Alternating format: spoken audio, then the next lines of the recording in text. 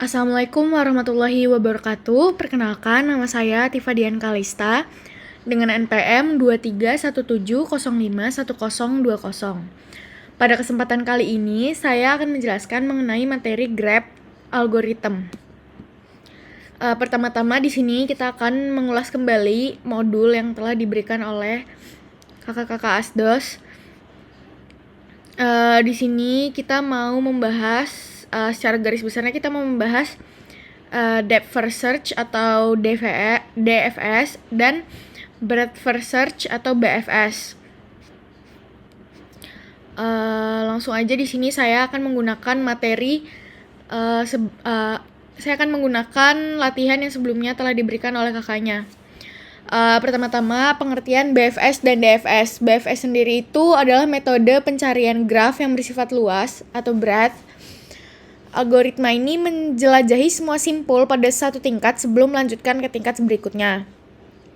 Jadi dia menjelajahi semua simpulnya dahulu pada satu tingkat, baru lanjut ke tingkat selanjutnya setelah setelah simpul pada tingkat itu dijelajahi. BFS itu dimulai dari simpul awal dan mengunjungi semua tetangganya terlebih dahulu sebelum bergerak ke simpul yang lebih jauh. Algoritma ini juga menggunakan struktur data antrian atau queue untuk melacak simpul yang akan dikunjungi selanjutnya. Sedangkan DFS sendiri itu pengertiannya yaitu algoritma penelusuran kedalaman pertama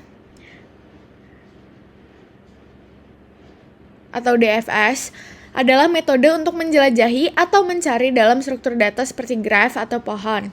Algoritma ini memulai dari simpul awal dan menjelajahi sejauh mungkin sepanjang setiap sebelum mundur atau backtracking. Nah, untuk perbedaannya sendiri, depth first search ini atau DFS dan BFS sendiri itu ada beberapa. Yang pertama, DFS dan BFS itu dua algoritma yang penelusuran grafnya berbeda. DFS itu bergerak dengan sedalam mungkin sepanjang satu cabang sebelum mundur. Dan algoritma ini menggunakan stack baik secara eksplisit atau dengan rekursi. Dan mulai dari simpul awal menjelajahi satu cabang penuh sampai akhir sebelum kembali dan menjelajahi cabang lain. Untuk pemilihan antara BFS dan DFS itu sendiri tergantung pada karakteristik masalah dan graf yang dihadapi. BFS itu cocok untuk menemukan jalur terpendek dan aplikasi yang membutuhkan eksplorasi menyeluruh per level. Sebaliknya, DFS itu lebih efisien dalam menjelajahi jalur mendalam dan aplikasi yang melibatkan backtracking. Di sini kita ada contoh codingan. Di sini saya akan menjelaskan mengenai representasi dari grafik-graf tersebut.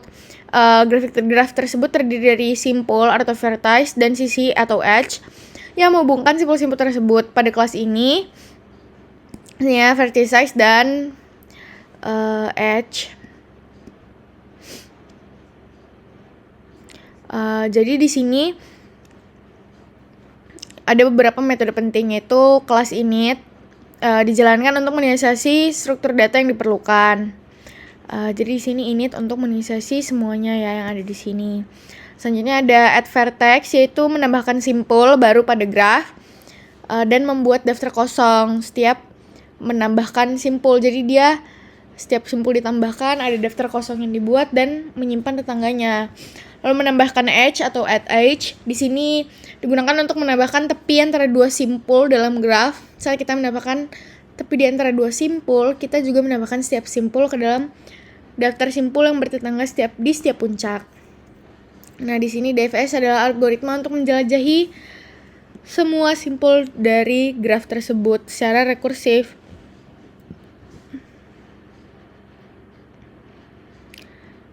Di sini tuh metode-metode ini bekerja sama untuk memungkinkan manipulasi dan analisis grafik yang efisien, termasuk menambahkan simpul dan tepi secara menjalankan transversal menggunakan DFS. Oleh karena itu, kelas graf menyediakan kerangka kerja yang kuat untuk bekerja dengan struktur data grafik.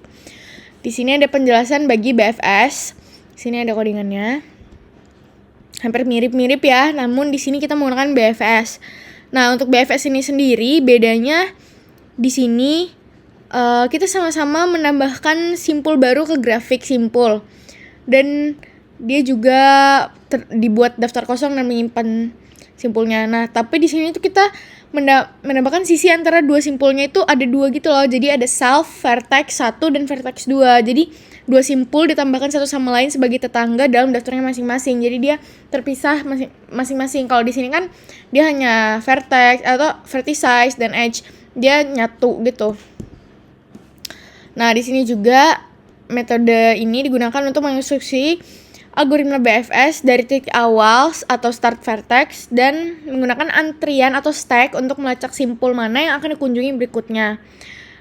Stack sendiri diinisiasi dengan start vertex, kemudian setiap tetangga dari vertex dikunjungi dan ditambahkan terus ke dalam stack tersebut.